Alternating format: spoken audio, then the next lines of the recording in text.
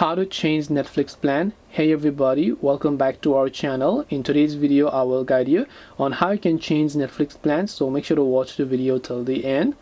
In order to actually change Netflix plan, you have to go to netflix.com and log into your account. So it's not that we are going to do from the app, we have to actually log in from our browser. Once we log in from browser, tap the three lines option here and you'll find this option here known as account. So just make sure to tap this little account option here.